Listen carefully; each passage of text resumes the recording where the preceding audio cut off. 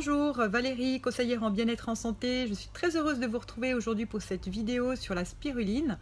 C'est un complément alimentaire que j'affecte beaucoup et personnellement parce que j'en utilise depuis, je le consomme depuis plus d'une trentaine d'années.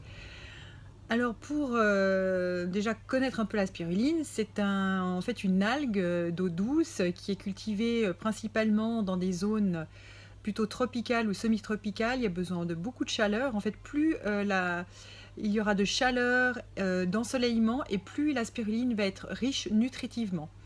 Donc c'est vrai que si vous consommez une spiruline, il faut prendre de préférence une spiruline qui vient d'Hawaï ou de l'Inde, qui ont vraiment une grande richesse nutritionnelle. Vous allez retrouver en fait dans la spiruline de nombreux nutriments.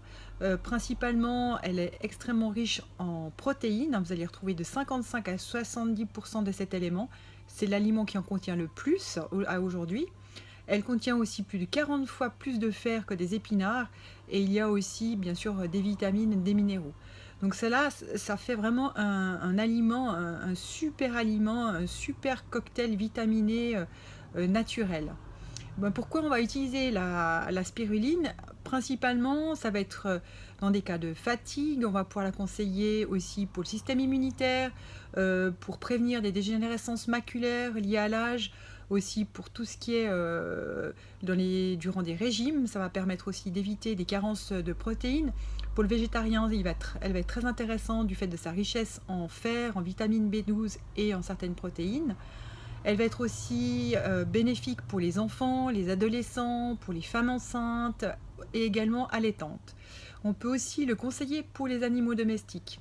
C'est très, très bénéfique aussi pour pour l'organisme. Alors, quel est mon secret santé de la spiruline? Moi, je la privilégie principalement chez les sportifs.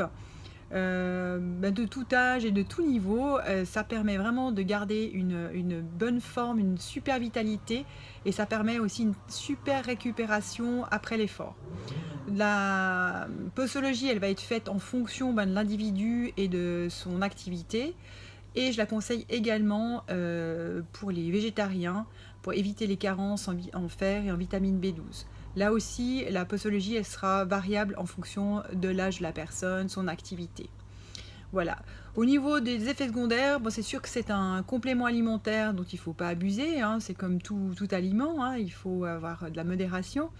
Il est bon de faire des cures de 1 mois, voire 2, déjà pour son bien-être, pour sa vitalité, son endurance en cas de fatigue. Là, vous allez prendre, si c'est une première fois que vous prenez la spiruline, vous commencerez par 2 comprimés jusqu'à 6 comprimés. On peut aller au-delà dans certains cas. Voilà, après chaque personne, ce sera individuellement, on fera le conseil tout à fait en fonction du besoin.